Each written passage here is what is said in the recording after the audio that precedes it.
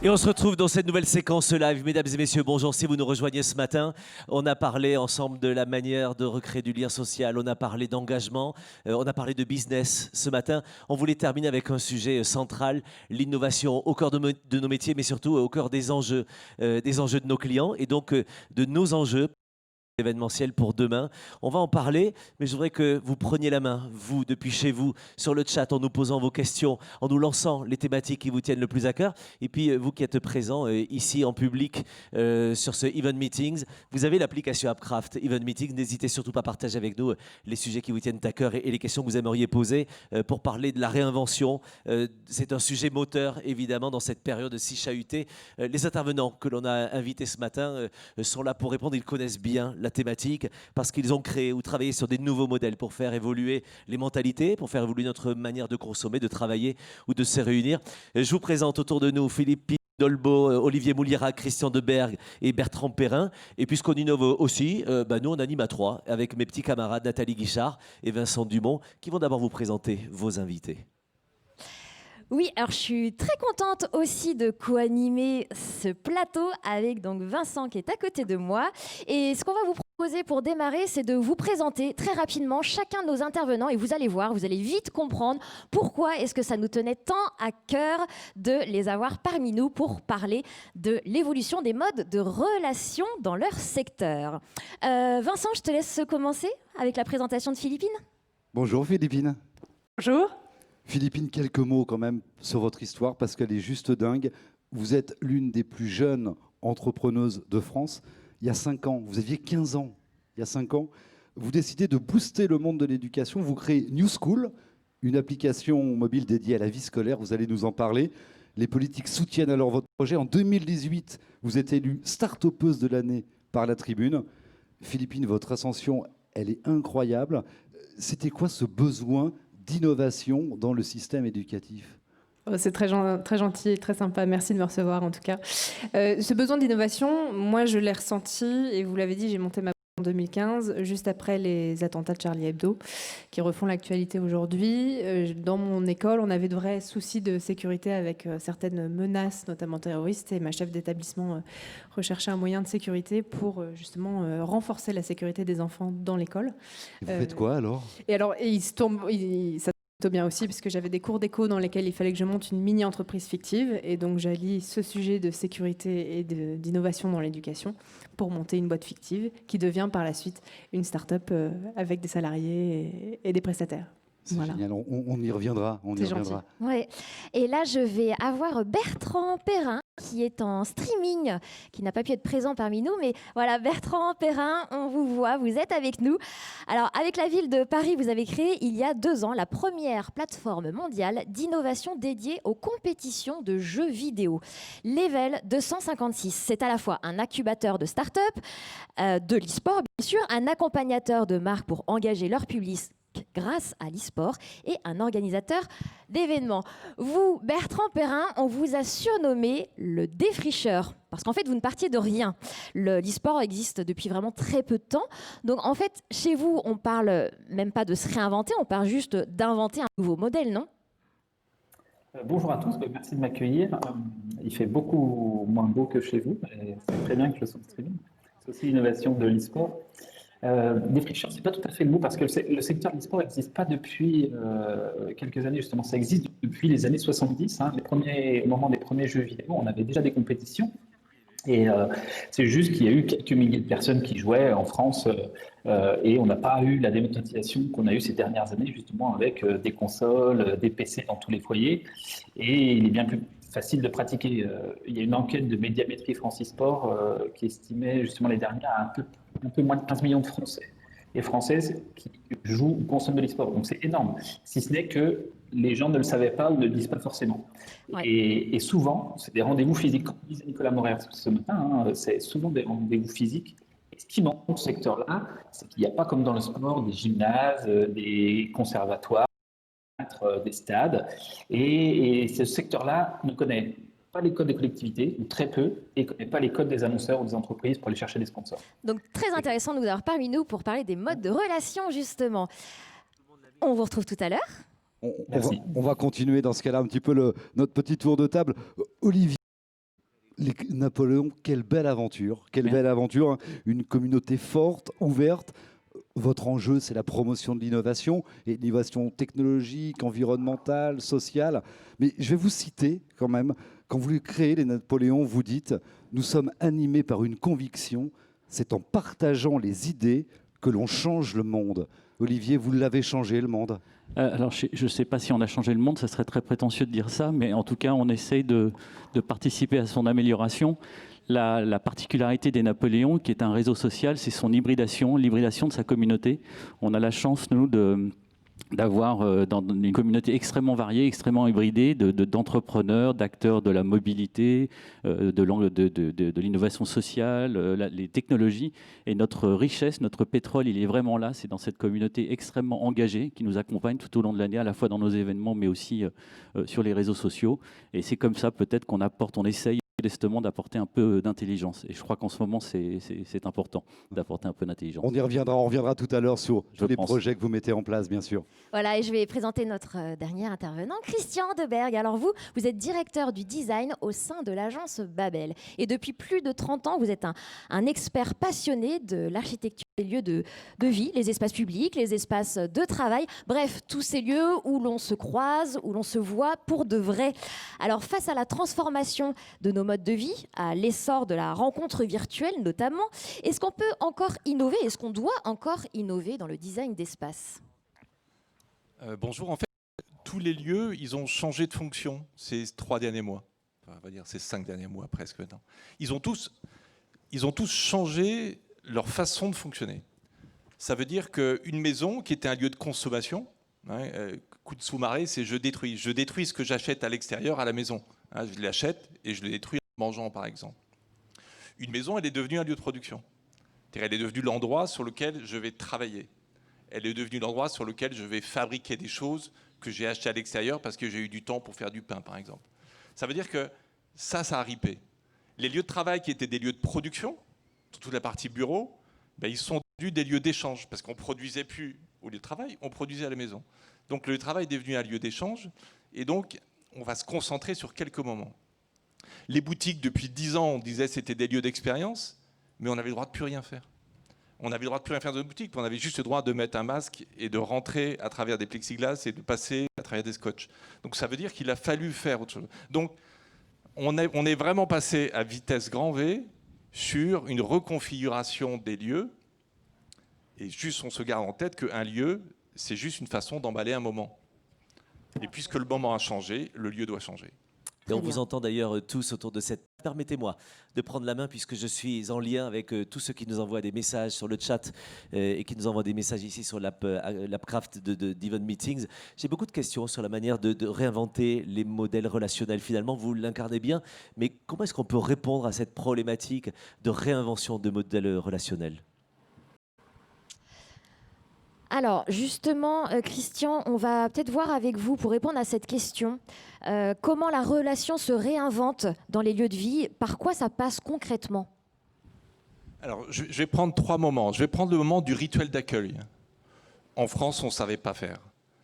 Au Japon, c'est un peu faire depuis un certain temps. En France, on ne savait pas faire, c'est-à-dire rien qu'aujourd'hui, on voit se laver les mains, ou au Japon, enlever ses chaussures. Enfin, tous ces éléments qui sont liés à l'accueil, on voit que on va réapprendre ce temps de l'hygiène associé au welcome et à l'accueil. Pour nous, c'est assez nouveau d'être propre, c'est ça que vous voulez dire ? Pour nous, c'est assez nouveau dans un magasin de se laver les mains à l'entrée. On va dire, s'il y avait Aesop qui faisait depuis un certain temps, qui mettait des distributeurs de gel et de savon à l'extérieur juste pour faire découvrir. Mais c'est vrai que ce moment de l'accueil et du rituel d'accueil va prendre une position spécifique. On le voit dans les restaurants aujourd'hui, on le voit dans les hôtels. Deuxième moment, il y a probablement des choses qui vont changer sur la logique du circuit court. C'est compliqué dans une boutique d'aller se promener.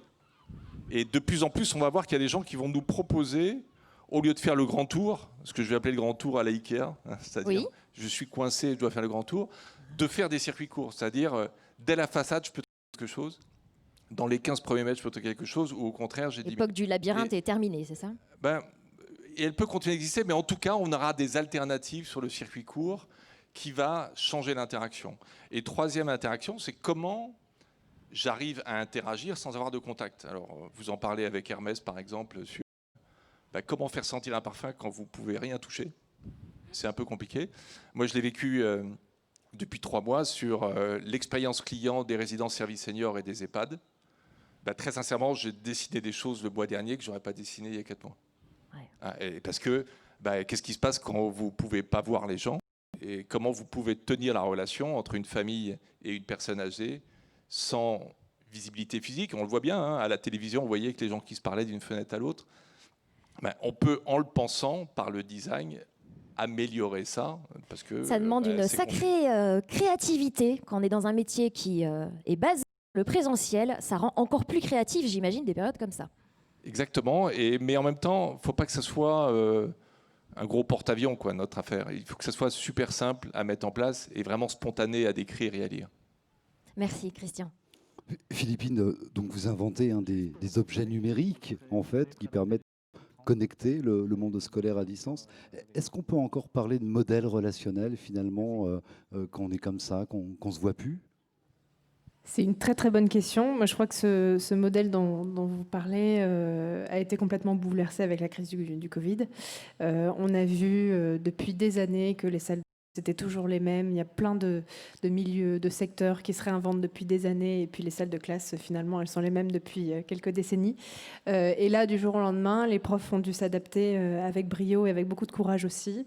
Les élèves ont dû user de leur talent technologique pour faire cours. Et puis je crois qu'il y a aussi startups qui ont dû s'adapter et qui ont été peut-être un peu plus en avance que l'éducation nationale. Et quelque part, on a vu aussi ce retard ministériel, institutionnel. Il y a du boulot. Vous avez une écoute importante de nos gouvernants. Pour vous, c'est quoi les grandes évolutions à venir?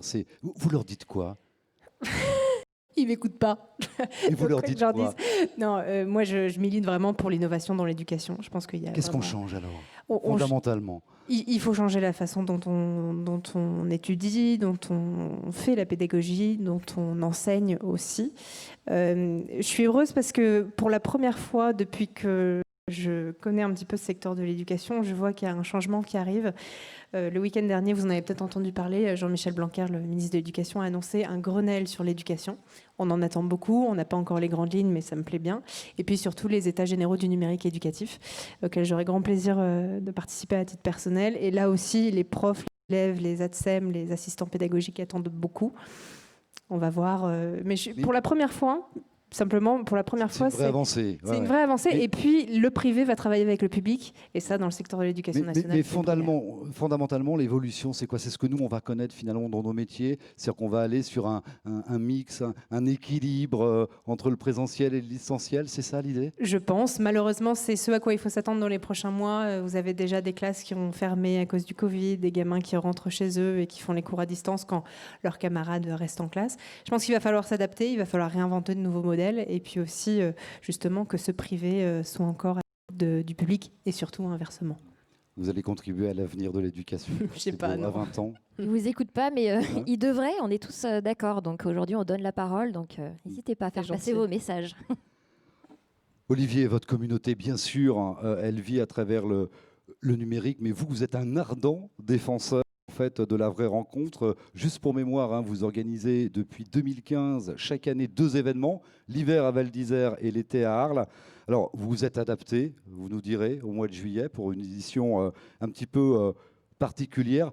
Comment vous pensez animer cette communauté demain? On va se voir, non? Évidemment qu'on va se voir, mais nous, on n'a jamais opposé la question du digital et du présentiel, puisque c'est le mot à la mode en ce moment. C'est vraiment au cœur de l'ADN des Napoléons. Nous, d'ailleurs, on a commencé par du digital, puisqu'on a agrégé cette communauté pendant 1 an, en 2014, en lui proposant des contenus sur les réseaux sociaux. Et puis après, la dimension présentielle, expérientielle, au travers effectivement des 2 événements qu'on produit, Val d'Isère et puis Arles. Donc moi je pense, enfin je sais que ça a été une question qui a été beaucoup, qui était au cœur des débats pendant ces 2 jours, c'est la pérennité de nos métiers. Moi très sincèrement, je ne suis absolument pas inquiet sur, voilà, on est des êtres sociaux, l'humanité est construite comme ça depuis la nuit des temps, on organise la rencontre. Donc voilà, on traverse une crise qui est extrêmement violente. Mais comme toutes les crises, elle a un début, un milieu et une fin. Donc je n'ai aucune inquiétude sur la continuité de nos métiers. Et puis je crois surtout qu'il ne faut pas opposer les deux. Voilà, ils sont complémentaires et c'est ça qui est intéressant. Vous les opposez pas, mais néanmoins, qu'est-ce qui va bouger? Il y a des lignes quand même qui vont changer. Les sur vrais la façon sujets, de se voir. c'est au-delà de la question sanitaire. Je pense pour moi, le vrai sujet, c'est la question environnementale. C'est la manière dont on produit des événements qui évidemment doit changer. Nous, on a la chance d'avoir commencé en 2015, donc de façon très récente, donc on n'a pas dû changer radicalement tous nos process. Déjà Oui, on a déjà intégré ça dans nos process, je crois qu'on en parlera tout à l'heure, mais je crois que le vrai sujet, il est surtout là, parce que on peut espérer que cette question sanitaire va être relativement réglée. Donc voilà. Alors Vincent, on reçoit des questions en live, c'est Nicolas qui les reçoit pour nous. Donc je te laisse la parole Nicolas pour voir les dernières questions reçues. Exactement, il y a beaucoup de sujets qui viennent et notamment, beaucoup de gens ont réagi depuis ce matin. Je prenais les questions concernant l'e-sport. Et peut-être une question qui va s'adresser à Bertrand qui est à vos côtés, qui vient du monde du sport, de l'événement, du monde physique. Et alors comme Bertrand, j'imagine quand on est animé comme vous par l'événement, par le sport, par cette rencontre, les gens sont curieux de savoir la place de l'e-sport dans l'événement. Est-ce que c'est une innovation d'ailleurs au service de la rencontre ou au contraire un danger pour éviter la rencontre? Beaucoup de questions sur le sujet. Hâte que vous puissiez nous répondre. Bertrand, vous êtes avec nous. Bertrand Perrin, donc, qui est avec nous en streaming. Et donc, répondre à cette question, parce qu'effectivement, vous qui êtes issus du monde du sport, de la rencontre, on se pose cette question et ceux qui nous écoutent se posent la question, en quoi est-ce que c'est une innovation alors pour la rencontre humaine? C'est une très bonne question. Moi qui viens justement du secteur du sport et de l'événement physique, j'ai été frappé au début par deux choses dans ce secteur-là. C'est la passion qu'on retrouve dans l'événement et dans le sport. C'est un monde de passionnés. Et après, c'était le niveau d'engagement et d'échange entre des joueurs, des commentateurs, des spectateurs. Il y a beaucoup, que ce soit pour jouer ou s'affronter, hein, c'est des compétitions, donc on a besoin de communication. Mais aussi sur les réseaux sociaux, c'est du live, c'est un des secteurs, je pense que c'est le secteur que j'ai rencontré où il y a plus d'interaction sociale entre les pratiquants et des spectateurs. Et pour moi, l'innovation justement au service de la relation humaine, elle peut aider, surtout dans le contexte des événements. Là, on l'a vu dernièrement. Où il y a des événements physiques, hein, que ce soit avec des professionnels, même des tout petits amateurs à l'échelle des quartiers, mais il y a beaucoup d'événements online. Et dans les temps de confinement, les audiences ont explosé, les interactions entre les consommateurs, on va dire, et les pratiquants ont explosé. Et dès lors qu'on a ces interactions, il y a des événements qui se créent autour de ça. Et les événements, c'est des rencontres, c'est du show, c'est de l'expérientiel. Et donc tout ça, on peut avoir des innovations justement dans les relations parce qu'on a du show, de l'expérience. Alors vous parlez du online, mais je sais que vous avez créé un partenariat avec l'agence événementielle Auditoire. Alors pourquoi un partenariat avec une agence événementielle? Mais justement, par rapport à ce que je disais, nous, Level 256, on cherche constamment des partenaires pour aider le secteur à se développer, pour aider le projet à se développer en France ou à l'international. Et justement, dans ce secteur, il y a des codes et la difficulté de ces codes, c'est de pouvoir les appréhender. Et quand on échange avec Auditoire, c'était naturel de créer ce partenariat parce que c'est une agence qui peut apporter beaucoup d'expérience aux TPE, aux startups. Mais c'est aussi simple de collaborer avec eux pour créer des synergies sur des événements, imaginer des concepts pour les clients. Je vous donne un exemple concret. Auditoire accompagne EDF sur les Electric Days. Et depuis 2 ans, EDF a mis en place des animations sportives qui permettent de promouvoir les innovations d'EDF, qui aident le secteur, mais surtout aussi le travail de la fondation et de la team EDF qui promeut un certain nombre de valeurs qu'on va retrouver dans le sport ou dans l'e-sport. Et donc, un partenariat avec Auditoire, c'était naturel. Mais c'est la force aussi de l'innovation de secteur. On parle d'innovation dans les relations. Level 56, on réunit des partenaires privés et publics sur lesquels on arrivait à créer du énergie pour permettre au secteur de se développer, mais aussi d'accompagner justement ces acteurs-là à s'ancrer. Mon travail, moi, c'est de faciliter les rencontres et de décrypter les codes, justement. Je suis un facilitateur de rencontres, un interprète. Créateur de liens, facilitateur de rencontres, c'est effectivement bien le métier de l'événementiel. Alors aujourd'hui, quand on parle de se réinventer, d'ailleurs vous l'évoquiez Olivier, de repenser les modèles, on ne peut pas imaginer autrement que des modèles durables, responsables, soucieux de l'environnement. Et c'est pour ça qu'on va retrouver maintenant Nicolas qui va être en compagnie de Béatrice Istam. Alors vous êtes nombreux à la connaître, mais il y a 11 ans, en pleine époque du greenwashing. Vincent, que tu me parles de Béatrice, je voudrais revenir sur des questions que l'on nous pose beaucoup et qui viennent justement avant d'avoir Béatrice sur le sujet. Je reviens sur les questions que l'on a sur la tablette depuis hier parce que les invités que vous avez autour de vous peuvent aussi répondre à ça. Comment est-ce qu'ils répondent, eux, aux enjeux de développement durable, aux enjeux de durabilité, puisque forcément, leurs clients, le public, tout le monde est exigeant et de plus en plus sur ces questions. Béatrice nous dira, Béatrice Istam, dans quelques instants, quelles sont les réponses que l'on peut apporter, mais eux, concrètement, nos téléspectateurs, nos auditeurs ont envie d'en savoir plus de la part de vos témoins. On peut peut-être justement à Philippine Dolbeau, parce que c'est quelque chose qui nous a interpellés avec Vincent. Enfin, tu me dis si je me trompe sur ton ressenti. Mais en fait, on se disait, vous, votre start-up, Ascension Fulgurante, vous avez été racheté par un grand groupe de l'EdTech, l'Education Technology. Donc, comment est-ce qu'on fait pour justement cette essence RSE? Comment on fait pour regarder l'origine de sa démarche? C'est une bonne question et c'est pas toujours facile. C'est pas toujours facile parce que, alors déjà la première chose, c'est que dans ma boîte, ça a beau avoir bien marché, j'étais seule, j'avais des prestataires et puis je gérais en études, ce qui n'était pas toujours facile. Et depuis le début, moi, ma mère était enseignante, ma grand-mère était enseignante, j'ai baigné là-dedans et ça me révolte positivement depuis que je suis petite. Et donc depuis le début, cette politique RSE, ces sujets sociaux, de prendre en compte vraiment les valeurs des enseignants, les handicaps aussi des enfants, et comment je pouvais potentiellement y répondre grâce à ma boîte, ça m'a toujours beaucoup touchée. Et c'est vrai que dans le cadre de ce rachat par cette nouvelle start-up, c'est plus compliqué parce que j'ai vraiment décidé de lâcher entièrement mon bébé, ce qui était un peu difficile après avoir bossé 5 ans dessus. Ils trouvent une deuxième vie au sein de ce groupe et je suis très contente parce qu'ils ont réussi à mener cette politique RSE en ajoutant ma techno et ma boîte. Donc je suis ravie. Ouais. D'accord, ils avaient eux aussi cette envie-là, cette essence-là. Exactement. Vous, Olivier, cette dimension RSE environnementale, vous la faites vivre comment ? Elle est effectivement au cœur de la manière de produire nos événements. On a beaucoup de chance parce que d'abord, on a un rapport transport de personnes, bilan carbone qui est très faible puisqu'on est accompagné par SNCF et on affrète un train à chaque fois. Donc déjà, on diminue très fortement notre bilan carbone. On a éradiqué tout ce qui est bouteilles en plastique sur tous nos événements.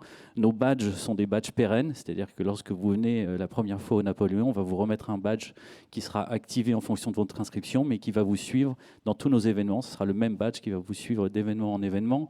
Et puis, ce qu'on ne peut pas, entre guillemets, enlever ou diminuer, on le compense en plantant des arbres. Et on a un partenariat avec Reforest Action et aujourd'hui, on a une forêt Napoléon. Donc, on compense à chaque événement par la plantation d'arbres. Merci Olivier. Je vais poser la question à Bertrand maintenant. Bertrand, dans le domaine de l'e-sport, je sais que vous avez reçu un fort soutien, et pas des moindres, du secteur public. Donc ça voudrait dire aussi que votre démarche RSE, elle est très importante. Mais ça se passe comment une démarche RSE dans le e-sport? Ça veut dire quoi? Il y a beaucoup d'enjeux d'inclusion, de mixité, de travail sur le handicap qui font partie des politiques publiques. Donc, c'est naturel justement que la ville de Paris vienne et travaille avec là. Et il n'y a pas de limite d'âge dans l'e-sport. En France, l'âge moyen, c'est environ 35 ans. Et moi, j'ai une association que j'aime beaucoup qui s'appelle Silver Geek, qui intervenait dans l'Ouest, en France, dans la région de l'Ouest, qu'on a réussi à faire revenir à Paris.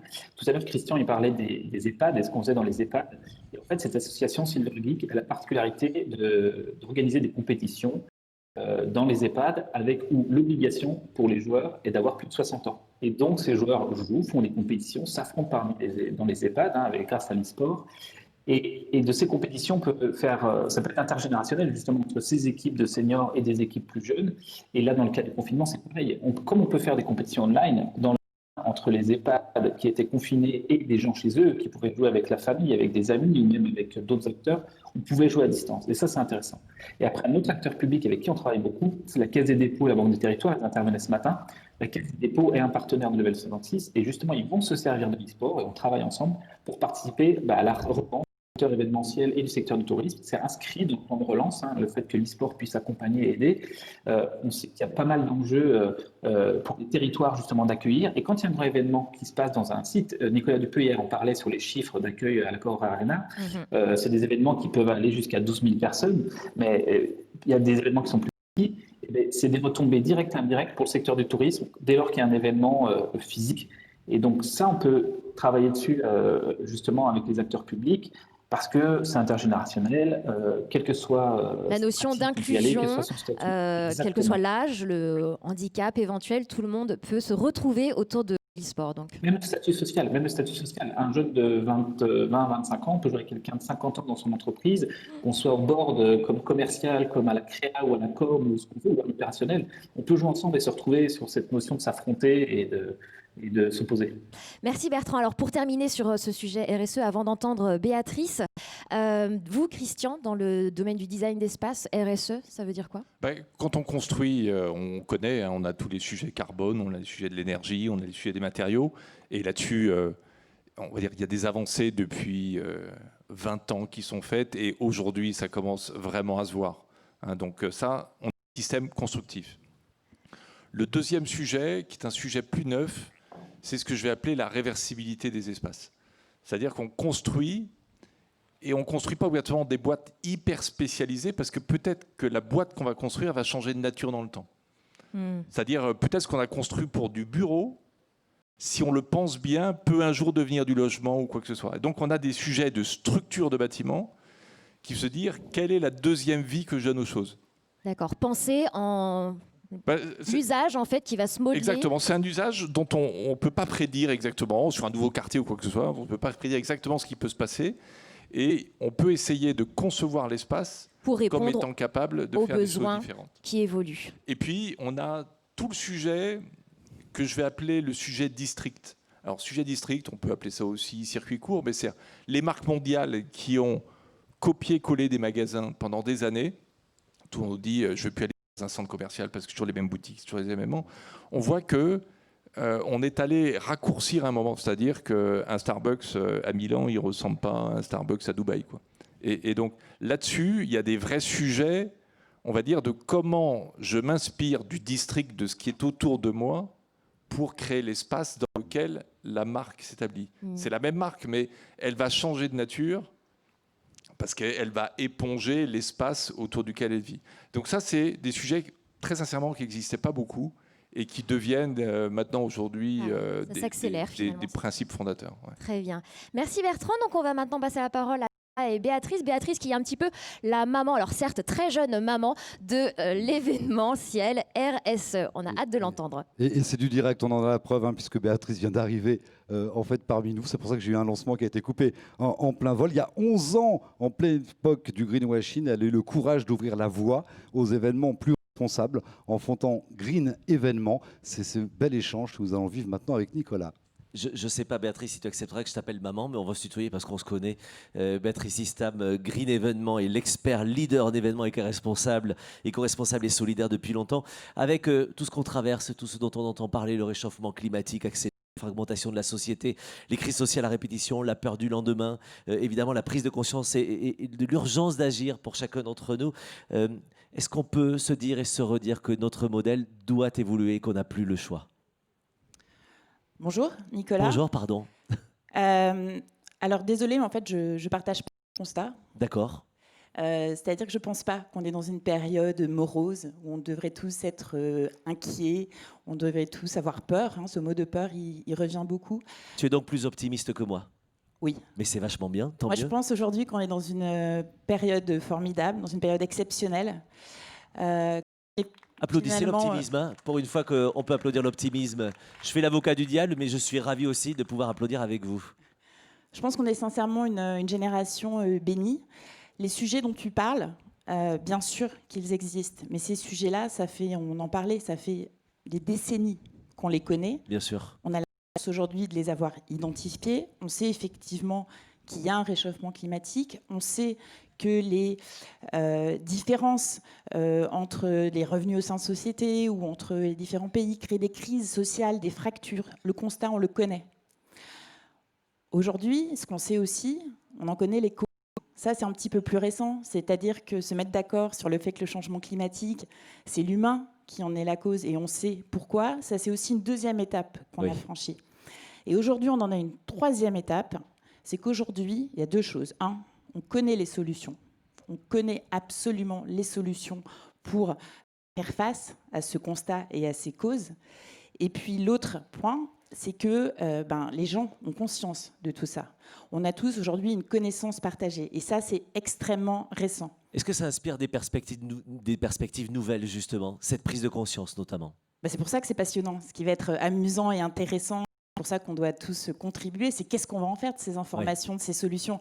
Est-ce que nos sociétés vont être capables de s'adapter et puis de changer, de rentrer dans ces grands bouleversements? Et c'est pour ça qu'on est une génération qui a une chance inouïe de savoir ce qui se passe, de connaître les solutions et d'être en capacité de les mettre en œuvre. Et c'est notamment vrai et surtout vrai dans le secteur de l'événementiel, où nous, encore plus peut-être que beaucoup d'autres, on est au cœur de la société. On accueille sur nos événements toutes les générations. Le monde entier se déplace sur des événements. Toutes les filières économiques vont sur des événements. Donc on a un rôle central par la manière dont on va se conduire pour contribuer à ce challenge incroyable de société. Et moi, je prends ça comme une chance, effectivement. La vraie question sur la contribution, elle est toujours OK, mais so what? Qu'est-ce que je fais? Comment est-ce que je peux le faire? Et tu te montres la voie depuis plusieurs années à travers notamment le Why qui se tenait la semaine dernière. Déjà, on était tous très heureux de voir que tu pouvais monter ton événement. Ouverture de cette rentrée si particulière, plus de 250 participants, des milliers évidemment de personnes sur Internet, 2 ministres qui se sont déplacés pour reparler de ce modèle responsable au cœur de nos événements. Qu'est-ce que tu retiens du Why de la semaine dernière? Pour ceux qui n'ont pas pu y assister, qu'est-ce qu'on devrait retenir? Alors, donc le Why, c'est un produit, c'est un sujet de Green Événement. Chez Green Événement, aujourd'hui, pour contribuer à tous ces sujets, faire notre part, être au service de la filière qui elle-même peut être au service de la société, aujourd'hui, on a, je pense, 2 grands challenges et 2 sujets sur lesquels on doit nous déjà plus proposer la même chose que ce qu'on faisait effectivement, tu l'as rappelé, en 2009. Oui. Pendant des années, on a fait de la pédagogie, on a expliqué ce que c'était que le développement durable, on a essayé de convaincre la filière d'y aller.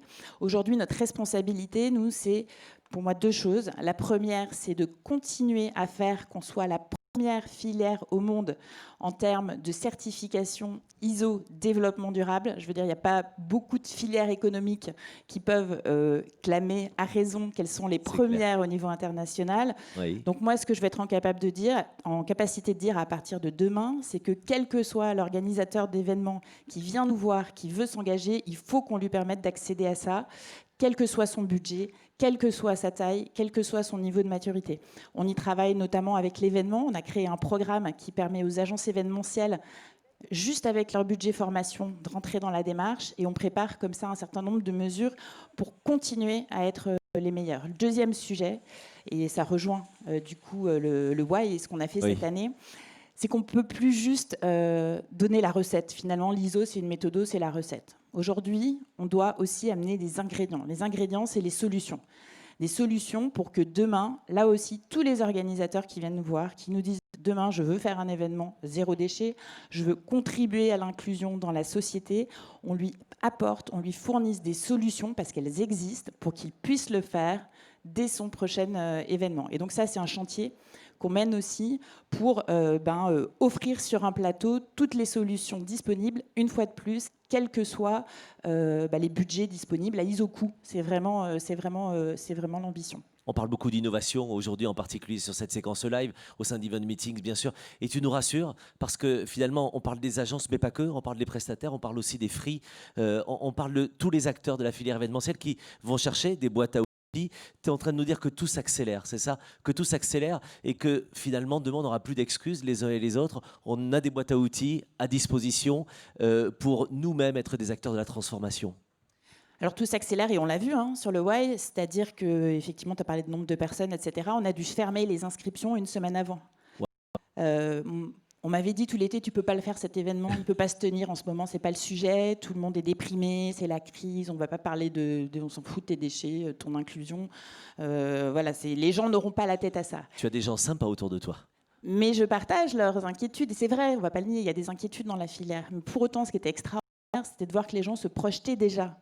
Et le terme qui est revenu pendant tout le Why, c'est comment on fait pour rebondir en responsabilité. Bien sûr. Et donc la mobilisation, elle est là, elle s'est accélérée à une vitesse fulgurante pendant les dernières années. Et finalement, la crise, elle ne la tarit pas. Je pense qu'au contraire, elle l'enrichit. Et ça s'accélère aussi que cette année, ce qu'on nous a demandé de faire sur le Why, c'était pas juste de parler de ces sujets, mais c'était que ce soit un événement utile. Et donc, ce qu'on a fait pendant toute la journée, autour de 4 séquences sur 4 thèmes très précis, c'était de se dire quelles sont les solutions que je peux mettre en œuvre à partir de demain, quelle que soit ma situation économique. Donc c'était tout le travail de la journée des intervenants, mais aussi des participants qui ont pu contribuer. Et donc on prépare un petit livre blanc qui là sera accessible à tous, vu qu'on n'a malheureusement pas pu accepter tout le monde, et qui rappellera tout ça et puis permettra à chacun de s'emparer de ces sujets. On sera tous ravis d'y accéder, évidemment.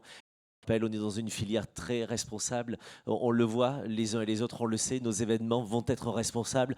Évidemment, pour toutes les précautions sanitaires, on le voit ici sur Event, tout le monde avec un masque, avec évidemment le gel à disposition, la distanciation. On se doit de montrer l'exemple pour montrer aux clients que si demain ils veulent un événement réussi et en grande protection, professionnels, mais ce qui est bien et dans ce que tu nous dis là, c'est que les professionnels aussi sont responsables, éco-responsables et en plus ont tous les outils. Merci beaucoup de nous ouvrir cette boîte à outils. Le monde de demain, on l'a déjà là, on a tous les outils pour mieux le construire et pour mieux accompagner nos clients et merci d'en être un acteur indispensable avec les équipes de Green Événements. Vincent, Nathalie, d'autres questions certainement avec vos invités. Oui, on va en parler justement. Est-ce que... Merci beaucoup en tout cas Béatrice et Nicolas pour avoir finalisé cette grande importance de la RSE. Alors on va peut-être maintenant poser la question de savoir comment est-ce que vous vous voyez dans 10 ans, allez 2030, comment est-ce que vous vous imaginez Christian, dans le design d'espace, comment se passera le côté rencontre événementielle, rencontre de lien social dans l'espace physique? Moi, je garde 3 choses. Alors, en même temps, c'est compliqué. 2030, si on était en architecture dans le dur, on commencerait nos projets, un projet architectural un peu complet, ça dure aujourd'hui 6-7 ans, quoi. Donc, on n'a pas encore commencé à démarrer, à concevoir 2030. Mais enfin, Ouais. moi, spontanément, je dirais lieux multifonctionnels, c'est-à-dire des lieux qui fassent plusieurs, donc moins de lieux très spécifiques et très dédiés à très une modulable, activité, très un élément. adaptable. Donc, la modularité, multifonctionnalité. Probablement un peu moins de course au gigantisme. Peut-être que ces dernières années, on a travaillé sur des enceintes les plus grandes possibles.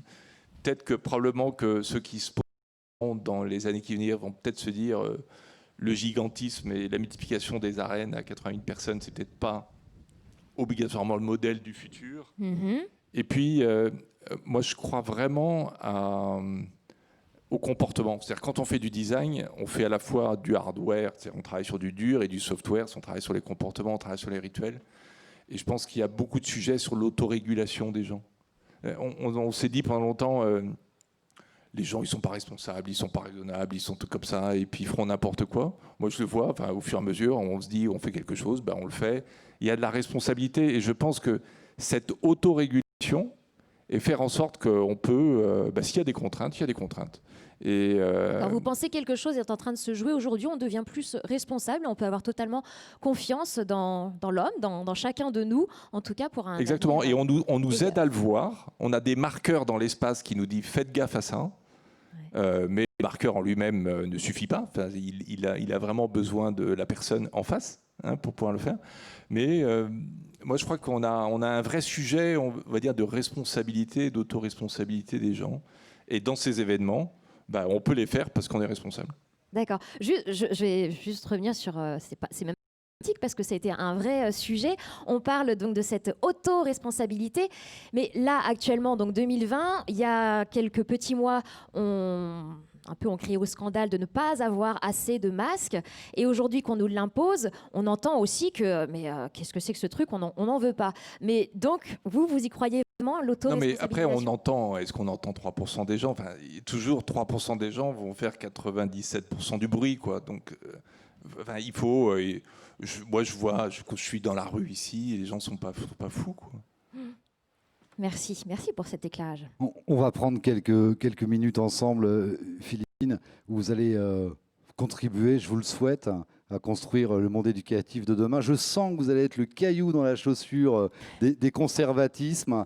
À quoi il ressemblerait ce modèle relationnel éducatif dans 10 ans? On est en 2030, vous êtes encore toute jeune, vous avez 30 ans, mais ça sera ce modèle? J'espère que ce sera un modèle inclusif. C'est-à-dire? Je milite depuis plusieurs mois, plusieurs années, même pour que l'école soit un peu plus inclusive. Moi, j'ai plein de potes quand j'étais petite qui étaient autistes, qui avaient des difficultés. J'ai eu des enseignantes qui venaient faire cours en fauteuil roulant et à chaque fois on les entendait pas et c'était compliqué pour eux et quelque part ça m'a touchée aussi puisque ma mère et ma grand-mère qui étaient enseignantes ont dû accompagner ces enfants-là, ça m'a toujours beaucoup touchée et quelque part ces enfants-là ils n'ont pas le même accès à l'éducation que moi j'ai pu avoir et j'espère vraiment que dans 10 ans, dans 20 ans, dans 30 ans, l'école sera un peu Qu'est-ce plus qui manque? inclusive. C'est une volonté politique? C'est une société qui n'est pas sensible à ça, finalement? Je pense qu'il y a ça. Je pense qu'il y a aussi un vrai problème de moyens dans l'éducation nationale et on y retourne souvent. Et puis, je pense qu'il y a effectivement une certaine volonté politique. Et d'un autre côté, je vais vous dire, parce que je vais arrêter de ne pas me faire des copains en disant que l'État ne fait rien, parce que c'est pas vrai. J'avais écrit une fois à Emmanuel Macron pour lui faire part de justement mon enseignante qui était en fauteuil roulant et qui du jour au lendemain... Il vous a répondu? Et il m'a appelé. Il vous a appelé, ah oui. Et du jour au lendemain, elle a récupéré ses aides. Et, mais bon, voilà, et ça s'est fait sans doute parce que j'avais un peu de médiatisation et parce qu'à l'époque, les Oui, politiques puis on vous aimaient écoute bien. quand même aujourd'hui. Hein. Je sais pas. Si, je dis beaucoup un de peu. conneries quand même. Ouais. Plus inclusive, un autre point d'évolution peut-être dans Alors, 10 ans. L'innovation. Ouais. L'innovation, le numérique. Je ne comprends pas qu'aujourd'hui, dans tout un tas d'écoles, il n'y ait toujours pas d'accès au Wi-Fi. Alors, ça a fait débat, notamment dans l'ancien gouvernement. Ah oui, mais le Wi-Fi, les ondes, etc. Et c'est tout à fait entendable. Mais je pense qu'on doit vraiment avancer. Et je lisais un article très récemment qui disait que l'éducation nationale en France, c'est vraiment l'un des secteurs, l'un des marchés qui est le plus en retard en Europe d'un point de vue voilà, numérique, digital, etc. Et puis, un dernier point, j'espère qu'on pourra promouvoir l'entrepreneuriat à l'école, parce que moi, j'ai eu la chance de le vivre et j'étais la seule de tous mes frères et sœurs à le faire. Depuis, l'école a supprimé ses cours parce que c'était pas assez rentable. Et vous le devez à l'école, vous, quand même, Moi, je dois à l'école. cet amour de l'entrepreneuriat. Et je dois énormément à l'école parce que c'est elle qui m'a formée, parce que c'est justement cette école de la République qui m'a fait trouver ma passion et qui fait que je suis là aujourd'hui. Et je dois beaucoup. Ouais, je dois beaucoup. Et j'espère que ces cours d'entrepreneuriat qui sont... moi, j'avais pas de notes, pas d'appréciation, j'avais carte blanche pour monter le projet que je voulais. C'est quand même hyper innovant. On voit beaucoup ça dans les pays anglo-saxons. Très peu en France. Il y a des associations comme Entreprendre pour apprendre, etc., qui militent pour renforcer la place de l'entrepreneuriat dans l'école. Mais moi, j'adore ça et j'espère que ce sera un petit peu plus, que la place sera un petit peu plus grande dans 10 ans. Moi, j'ai une dernière question, mais qui n'est pas forcément liée à votre projet, mais juste très personnelle que je vous pose. Vous avez 20 ans. On a, pour un certain nombre d'entre nous, un peu plus d'années que vous. Est-ce que... Non. Ça se voit pas, ça se voit pas. Si. Est-ce que votre façon, en fait, de se voir, de se rencontrer quand on a 20 ans, elle est différente? Est-ce qu'on a ce besoin ou est-ce que ce qu'on entend beaucoup, on pourra finalement faire beaucoup de choses à distance avec les nouvelles technologies sans se voir? Alors moi, je porte beaucoup d'importance aux rencontres. Je pense que ce sont elles aussi qui m'ont formée et toutes ces rencontres. Et d'ailleurs, je suis hyper contente qu'Olivier soit là parce que les plus belles rencontres, je crois, que j'ai faites dans ma très jeune carrière, c'était au Napoléon. Mais moi, pour que Olivier soit là, c'est mieux qu'un concert de Beyoncé. Hein. Je suis hyper contente. Je suis pas sûr. Je crois que les gens vont être déçus. Je te le dis tout de suite. Nous apprenons donc les références de la jeune génération. Ça me fait une belle transition. C'est fini. Ça me fait une belle transition avec Olivier. J'ai enfilé ma tenue. Les gens vous voir. Ah oui, clairement. Nous avons donc la nouvelle Beyoncé parmi nous. Clairement. Quand on se verra dans 10 ans pour réfléchir au monde de demain, ça ressemblera à quoi? Nous, on a plusieurs projets là, qui sont pour certains d'ailleurs très avancés. Et j'espère avant l'horizon 2030, on est en train de monter à Arles une villa Médicis de l'innovation, puisqu'on fait l'acquisition d'un lieu à Arles qui va nous permettre justement de recevoir notre communauté, de faire en quelque sorte des mini-Napoléons, à la fois avec nos partenaires et puis évidemment avec notre communauté. C'est un lieu, et là je rejoins totalement ce que disait Christian, c'est un lieu qui sera extrêmement hybridé, multifonctionnel. Que de par sa conception, il va pouvoir à la fois faire de l'hébergement, du réceptif, mais aussi une galerie, de l'acquisition de savoir, une salle de cinéma. Enfin voilà, ça va être quelque chose de très multifonctionnel. On a aussi évidemment la volonté d'aller amener notre communauté à la rencontre d'autres écosystèmes d'innovation, que ce soit du Sud, bon, évidemment les États-Unis, mais peut-être plutôt New York Ah, bah, c'est le moment où je vais danser, donc c'est voilà. C'est là où il y a votre show. Il est midi, ça doit être ça, je sais pas, mais Et oui, c'est ça, mercredi, midi, la sirène. je sais pas. C'était le moment, la grande annonce. Voilà. Et On va attendre juste quelques petites secondes. oui, ça va durer un quart d'heure, donc c'est bien. C'est toute l'histoire de ma vie, ça, vous voyez, c'est parfait. Quelqu'un connaît Oui, la c'est pas très durée grave. des sirènes du mercredi midi à Cannes? C'est pas très grave. On va se prendre un verre ou... Voilà. Je vous rassure, bien sûr, c'est le premier mercredi du mois, donc c'est la fameuse sirène, évidemment. Donc c'est quelqu'un qui n'a pas dû mettre son masque. Ça doit être, déjà, je pense. Voilà. Exactement. Parce que je crois qu'on est un peu au taquet sur le port du masque ici. Déjà. Donc, Et pardon d'avoir coupé Beyoncé Moulierac. Je vous laisse continuer. On attend peut-être quelques secondes, ça sera plus facile. Sauf si vous voulez que je continue. je crois que ça dure 5 minutes, hein, donc. Ce qui prouve que c'est du direct. Hein. Oui, et que normalement, dans d'autres villes ailleurs, les gens doivent vivre la même chose que nous actuellement. Exactement. On remercie Jean-Michel Sirène pour sa contribution. C'est voilà, Olivier. voilà, ça c'est Olivier, arrivé. je vous laisse poursuivre. Non, voilà. Et puis des voyages à la rencontre d'autres écosystèmes d'innovation. Et puis on a monté aussi, comme on a la chance d'avoir une communauté qui est très engagée, beaucoup d'intelligence collective, on a monté aussi un Venture Philanthropie, un fonds qui va venir soutenir des projets à impact qui seront présentés lors de nos événements. Et puis dernière chose, comme vous le savez peut-être, on a dû annuler notre session arlésienne, Oui. voilà, et on a monté un événement à Paris et on a décidé de pérenniser ce moment. On aura donc une sorte d'îlot entre Val d'Isère et Arles à Paris chaque année, peut-être à Roland-Garros, on l'espère, parce que c'était un joli moment, mais voilà, on est en train de réfléchir à ça pour l'année prochaine. Donc aussi une période pour innover pour vous, mais pour moi, inventer de nouveaux formats. ce que disait Béa, moi je suis très optimiste. Évidemment, on a subi quelque chose là encore de très violent, mais quand on est entrepreneur, la contrainte, c'est une partie intégrante de vos journées. Elles sont administratives, fiscales, avec vos salariés, voilà. Donc là, rajouter une contrainte certes extrêmement lourde, mais qui nous a obligés d'abord à innover fortement, et puis surtout qui nous a extrêmement endurcis. Donc voilà, je pense qu'on va sortir renforcé de cette crise. Merci Olivier. Je vais revenir vers Bertrand Perrin. Vous, votre vision dans 10 ans, parce qu'actuellement le e-sport est vraiment en plein essor, grand boom, et du coup dans 10 ans, vous serez propulsé jusqu'où d'après vous ?